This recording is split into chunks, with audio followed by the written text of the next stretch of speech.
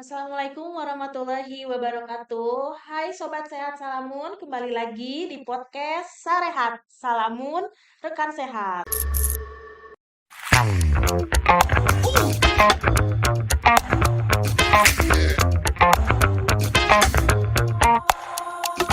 Bersama saya Nurjana Dwi Aryani selaku host pada hari ini, dan tentunya saya tidak akan sendiri. Bersama saya sekarang sudah ada Dr. Jenny Meswati. Hai Dok, bagaimana kabarnya hari ini? Masih sehat. Boleh sapa dulu mungkin Sobat Sarehat yang ada di manapun berada.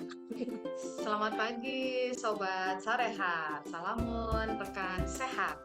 Nah, Dokter Jenny ini merupakan dokter penanggung jawab di klinik HIV di Rumah Sakit Dokter M Salamun ya dok ya?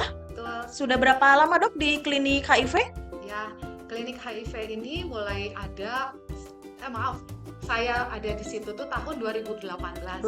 Kebetulan kan sekarang itu akreditasi diwajibkan gitu ya, ada klinik HIV atau sekarang kalau di Salamun disebut klinik angkasa. Klinik angkasa ya.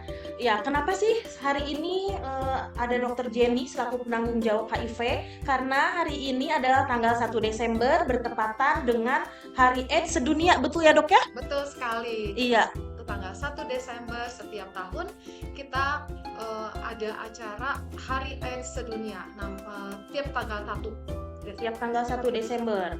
Oke, untuk tema pada tahun 2023 ini ya dok, biasanya kan setiap tahun ada tema nih, ulang tahun HIV, ulang tahun AIDS gitu ya. Karena setiap tahun kan ya dok ya, memperingati hari AIDS. Itu untuk tema tahun 2023 ini apa itu dok?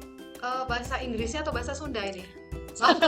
Bahasa Inggrisnya, Iya. let community lead, artinya biarlah komunitas yang akan memimpin untuk terapi, terutama untuk terapi AIDS di tahun ini. Itu sih. Nah dok, berbicara tentang HIV, sebenarnya HIV itu kan bukan hal yang baru ya dok ya? Betul. Tapi tidak menutup kemungkinan Sobat Sarehat juga belum tahu HIV itu apa. Sebenarnya HIV itu apa sih dok? HIV itu adalah Human Immunovirus Deficiency Virus. Jadi artinya karena virus, jadi orang kena sakit gitu. Jadi virus itu, HIV itu. HIV itu virus ya dok Ya. ya. Nah kalau virus itu kan biasanya ditularkan. Oh betul. Harus ada perantaranya ya dok ya. Oke. Nah perantaranya itu melalui apa dok? Nah, itu dia pertanyaannya bagus ya. Jadi, HIV itu memang tadi kita nanti akan ngobrol tentang stigma ya. Jadi, HIV itu tidak segampang COVID menularkannya teh. Jadi, jangan terlalu takut juga sama penderita HIV. Karena penularannya paling sering itu melalui media cairan vagina, cairan sperma, dan darah, dan ASI gitu ya, dari ibu yang menyusui ke bayinya. Jadi dari itu aja teh. Jadi kalau dari salaman, dari udara, atau mungkin ada yang beredar dari nyamuk teh, saya pernah dengar HIV bisa ditularkan dari nyamuk. Tidak mungkin ditularkan oleh nyamuk gitu teh. Gitu ya dok ya. Sampai nyamuk juga menjadi tersangka ya dok ya. Nah, kasihan ya. Padahal Tidak penularannya. mungkin karena namanya juga HIV, human manusia, Nah, bukan nyamuk. Salah ya. Ya, bukan dari nyamuk. bukan dari nyamuk ya dok ya. Nah, terus kita itu kan sering berbicara tentang HIV, berbicara tentang AIDS. Sebenarnya HIV dan AIDS itu sama atau enggak sih dok? Nah, itu. Jadi memang ketika seseorang terkena virus HIV, dia masih dalam kondisinya tuh terkena virus HIV. Tapi nah, banyak yang nanya nih, gejalanya gimana dong kalau dia masih HIV? Nah, belum ada gejalanya teh, masalahnya. Belum kelihatan sama seperti kita ini teh. Jadi kita kondisinya biasa-biasa aja gitu. Nah, ketahuannya dari ketika pemeriksaan.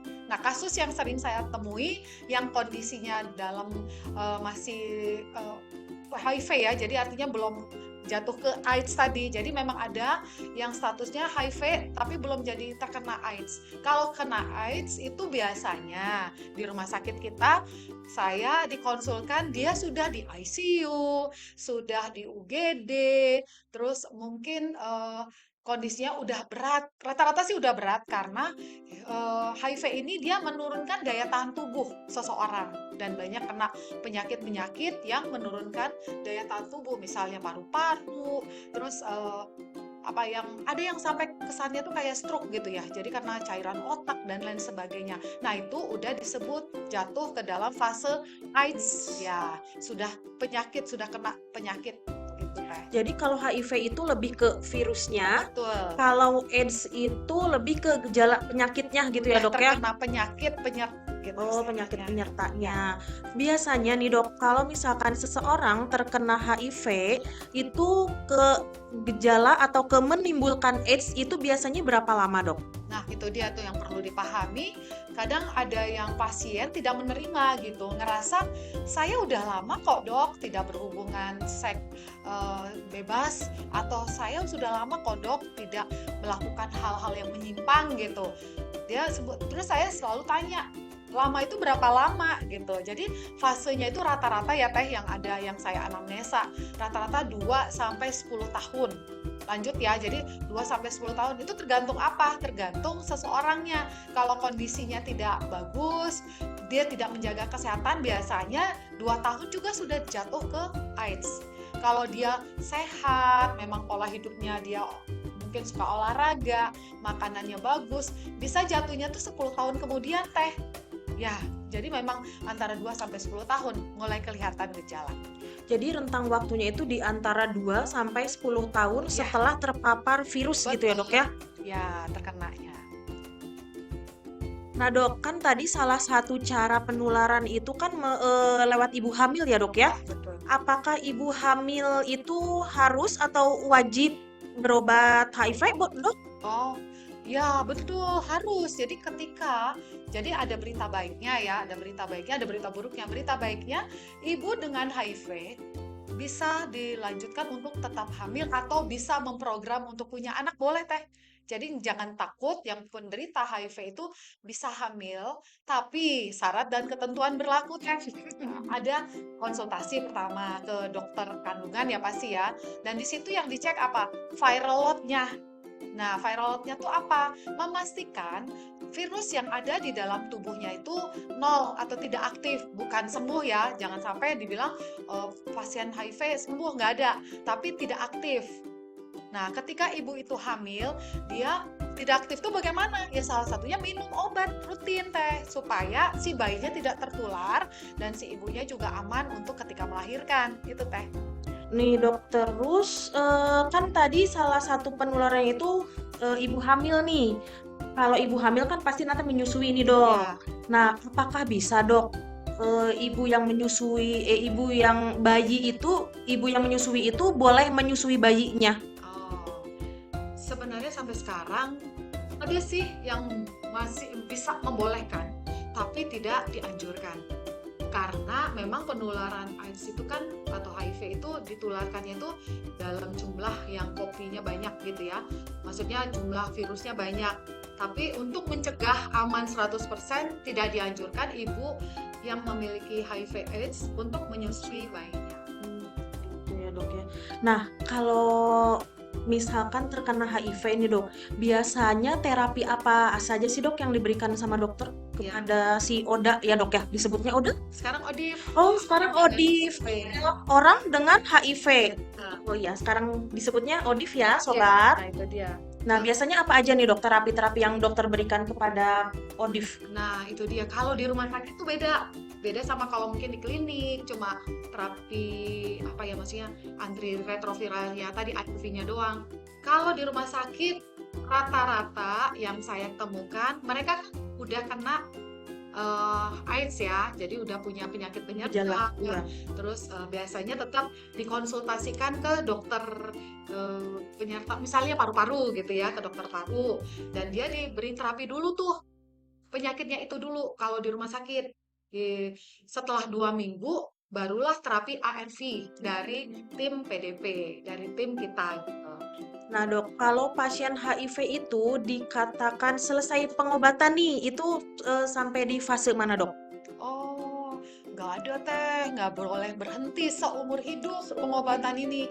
Itu mungkin ya salah satu yang membuat mental seorang pasien HIV itu agak down ya. Tapi kalau saya sih mau motivasi mereka, anggap aja minum obat ini seumur hidup, tapi anggap vitamin gitu. Karena kan ini rutin diminum tiap hari satu untuk mencegah si virusnya tadi aktif lagi. Ada yang mungkin saya lupa waktu itu pernah ada yang ngerasa saya udah baik-baik aja terus nggak minum obat, akhirnya datang lagi masuk ICU dan virusnya aktif lagi. Jadi nggak ada itu kata-kata yang membilang bahwa pasien HIV bisa sembuh. Jadi merasa udah sembuh nggak minum obat lagi itu salah. Jadi minum obat itu seumur hidup. Kalau misalkan ada jeda nih, kata dokter tadi kan salah satu pasien misalkan sudah minum obat rutin, ternyata stop, Iya, virusnya aktif kembali. betul. Apakah pengobatannya diulang dari pertama, dok, atau melanjutkan saja itu pengobatannya, iya. dok? Nah mungkin tadi pertanyaannya tuh arahnya ke pasien TBC ya. Nah, iya. Sih sebenarnya dimulai lagi aja dari yang sama karena terapi kita itu tidak serumit TBC harus 4 regimen gitu ya, ada 4 obat gitu ya. Kalau ini cuma satu, jadi obatnya kembali itu lagi. Tapi berharap sih dia tidak resisten. Rata-rata yang pengalaman sih yang kemarin itu dia aman. Jadi seperti biasa lagi, rutin lagi. Dan ada yang dia kenapa? Kita harus tanya kenapa kemarin stop, kenapa kemarin berhenti. Ujung-ujungnya tadi tidak nyaman untuk berobat di salah satu pelayanan.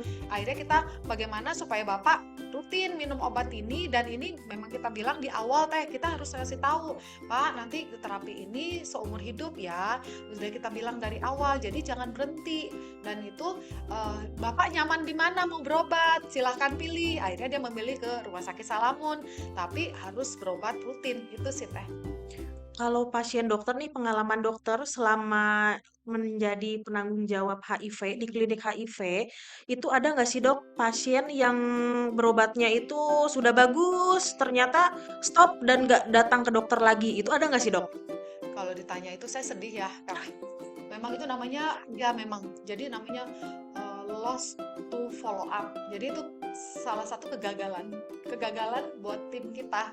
Salah satunya memang macam-macam ya, bisa meninggal terus dia nggak ngontak kita, bisa tadi mungkin bisa jadi ketidaknyamanan atau tidak mau lagi mengakui bahwa dia tuh HIV, atau bisa jadi hal-hal yang dari keluarga dan lain sebagainya. Nah itu yang memang kegagalan kita ketika ada yang lost to follow up itu teh. Jadi memang ada kita suka aduh dok kayaknya udah meninggal gitu, kita saling ini. Ada yang meninggal, yang paling sedih sih kalau meninggal. Kalau misalnya dia tidak berkomunikasi, kita berjuang untuk cari kontaknya, dan pasien ini selalu kita ada pendamping gitu ya, minta nomor 2 pendampingnya sama dianya sendiri. Jadi kita harus mencari tahu gitu kenapa dia berhenti. Itu ya bedanya kita dengan pasien lain. Iya. Iya. Kalau pasien dokter sendiri nih, kebanyakan penularannya itu melalui yang mana nih, dok?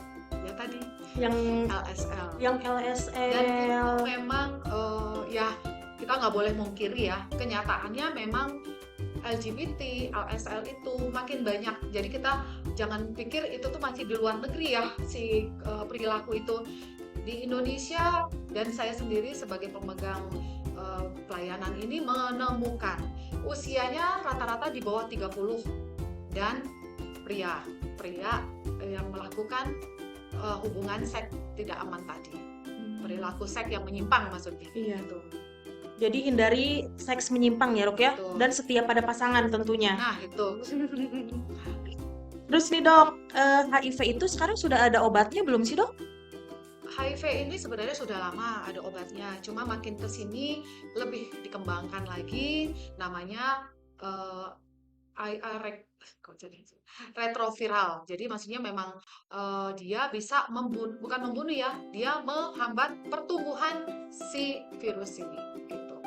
Itu di mana, dok? Kita kalau misalkan ada yang HIV nih, ingin pengobatan retroviral tersebut, itu bisa dapatnya di mana, dok? Nah itu dia, harus konsultasi terlebih dahulu kepada klinik, puskesmas, rumah sakit yang ada pelayanan HIV. Di situ tenang aja, sobat yang punya keluarga, punya kenalan, tidak usah takut gitu ya, karena pengobatannya ini ditanggung dari UNESCO, dia WHO gitu, kita memang diberikannya gratis, jadi aman, jadi tidak berbayar. Iya. Jadi pengobatannya gratis 100% ya dok ya? Obatnya gratis ya. Oh iya. Lanjut ya dok, kita ke pertanyaan berikutnya. Biasanya nih dok, stigma yang beredar di masyarakat itu seperti apa nih dok kepada orang ODIF? Nah ini nih, kalau tentang stigma, saya ya pengalamannya di lapangan, di pelayanan kita, ini satu yang cerita mungkin nggak cukup setengah jam teh. Nggak boleh ya? Boleh. Spesial, hari spesial dokter. Hari ulang tahun. Iya, hari ulang tahun. Jadi stigma itu kami sendiri tim PDP itu dilatih loh. Jadi memang kita rata-rata memiliki stigma seorang HIV itu adalah satu apa? Berdosa lah, terus orang yang paling salah lah, orang yang paling tidak suci menurut kita gitu ya. Karena tadi penularannya dari perilaku seks yang nggak bagus, yang nggak benar, terus narkoba. Nah, kami sendiri sebagai tim harus mengubah stigma itu dulu. Kami sebagai tim, bagaimana yang tidak ikut tim kita untuk berubah kalau kami sendiri tidak punya stigma yang positif untuk si ODIF tadi. Dan kami berlatih, ya itu hal-hal yang membuat kami nyaman gitu loh. Maaf, bukan kami yang nyaman, mereka nyaman untuk datang ke pelayanan kita. Dan itu bersyukur sekali. Saya sendiri ya senang ya, karena ada beberapa pasien kan curhat ya, pasti seringnya curhat.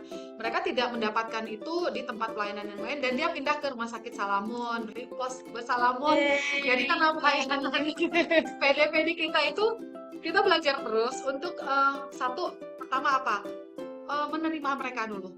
Menerima bahwa mereka juga adalah manusia yang perlu dimengerti. Ya, perlu dimengerti penyakitnya, karena mereka sendiri, karena mereka lagi kondisi lagi sakit, mereka rasanya tuh pasti depresi, rasanya berdosa, dan stigma itu kami harus patahkan, menerima mereka dulu, dan lama-lama kita menjadi teman sama mereka ya, jadi menerima mereka apa adanya. Terus akhirnya mereka juga ketika mereka nyaman dengan kita, mereka akan berobat teratur, mereka datang juga nggak takut, dan akhirnya rata-rata sih ya, di sekalian kasih tahu bahwa yang berobat di Salamon itu dicek viral load-nya ya.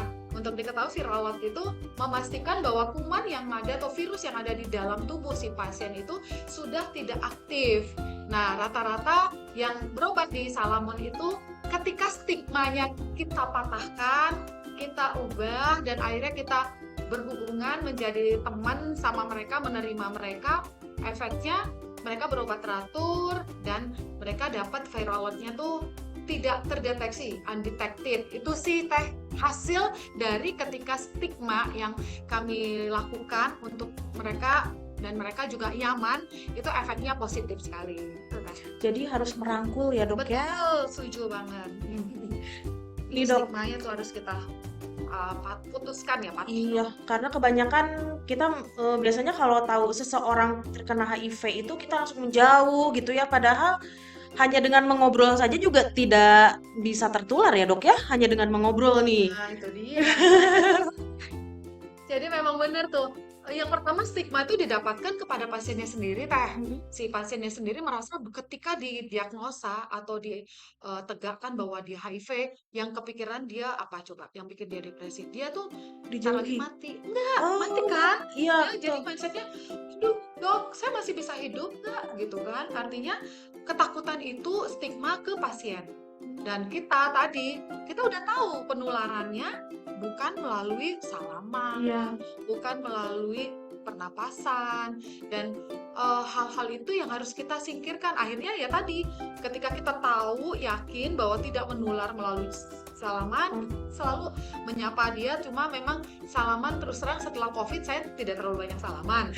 Tapi kan saya kadang nggak pakai masker juga. Iya. Maaf, sebelum COVID saya nggak pernah pakai masker ngobrol sama yang penderita HIV ODIF ini ya. Jadi artinya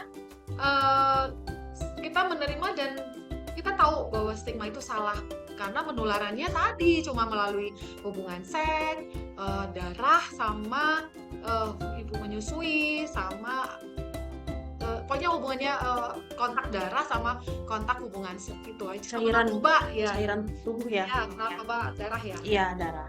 Nah, sebenarnya masih pengen banyak ngobrol dengan dokter nih tentang HIV nih, tapi karena waktunya juga sudah mepet, Dok. Dibatasin. Iya, dibatasi, Udah sampai Dok. Januari. Mungkin ada tips dari dokter untuk sobat Sarehat agar tidak menjadi pasien dokter ya, tentunya. Mangga, Dok. Ya, tipsnya memang tadi di sini pasti pemirsa ada sobat Sarehat yang memiliki anak, terus memiliki keluarga juga. Nah, tadi yang saya spill bahwa penularannya paling tinggi melalui LSL atau penyimpangan seks gitu ya, perilaku seks yang tidak benar gitu ya. Jadi memang parenting, hubungan bapak, orang tua dan keluarga itu harus sehat dulu supaya menghindari terkenanya HIV ini. Itu yang benar-benar kadang orang kan sibuk dengan penyakitnya saja. Tadi penyebabnya mereka tidak mengantisipasi. Jadi memang LSL itu tidak ujuk-ujuk penyakit atau perilaku seks menyimpang karena ada ya tadi hubungan dengan keluarga atau perilaku parenting yang nggak bagus di keluarga, efeknya dia menyimpang di luar. Itu sih utamanya, dan boleh dua ya. Boleh. Untuk stigma juga, karena apalagi kita di lingkungan rumah sakit, saya berharap bahwa pasien-pasien ini jangan ditolak, jangan dibikin stigma, kita menerima, merangkul mereka, dan tapi tetap kayak saya juga pemegang ini, saya selalu perilaku seks atau perilaku yang salahnya itu tetap diingatkan, jangan diulangin lagi. Itu sih Teh. Oh iya. Mungkin untuk sobat Sarehat yang ingin berkonsultasi langsung dengan Dokter Jenny, boleh diinformasikan, Dok, Oke. dokter praktek jam berapa Oke. di Ya, di Rumah Sakit Salam? untuk klinik di sini kita namanya klinik angkasa, terbang ya ini. Klinik angkasa. Jadi setiap hari Senin sampai Jumat jam praktek atau jam dinas itu ya jam 8 sampai jam 12. Senin sampai Jumat kita menunggu atau menerima pasien-pasien yang akan konsultasi atau diobatin. Konsultasi apa saja ya, Dok ya? Atau khusus banyak. yang menjurus ke HIV nih? Enggak. Biasanya Semuanya? kita konsultasi itu bisa 1-2 jam. Karena semuanya, karena gini ya, ini mungkin unik ya dibanding pasien yang lain ya Teh ya. Kalau pasien yang lain itu sibuk dengan si penyakitnya aja. Tapi kalau di kita banyak hal. Karena tadi 1 tahun pertama atau 6 bulan pertama itu kita harus meningkatkan mental mereka dulu. Mereka juga nyaman dengan kondisi mereka, menerima mereka diri sendiri dulu gitu kan. Efeknya apa? Mereka curhat, misalnya istrinya belum tahu, atau orang tuanya belum tahu, atau pekerjaan di tempat kerja saya mau bilang apa. Nah, hal-hal itu yang mungkin yang berbeda, yang kami sebagai tim ini jadi sama-sama kompak untuk merangkul mereka dan mendengarkan apa yang menjadi curhatan mereka. Curhat jadinya. Iya, jadinya curhat ya, Dok ya. Kalau sudah percaya semuanya pasti diomongin ya. Itu pengalamannya. Jadi harus bina trust dulu ya, Yes, kepercayaan dulu penting. dengan pasiennya ya. Setuju. Oke, Sobat Sarehat, semoga apa yang kita bahas pada hari ini bermanfaat ya untuk Sobat Sarehat semua. Jangan lupa like, subscribe, dan komen, serta share YouTube Salamun TV. Akhir kata, kami undur diri. Wassalamualaikum warahmatullahi wabarakatuh. Salam sehat bersama Salamun mengudara. Terima kasih, Dok.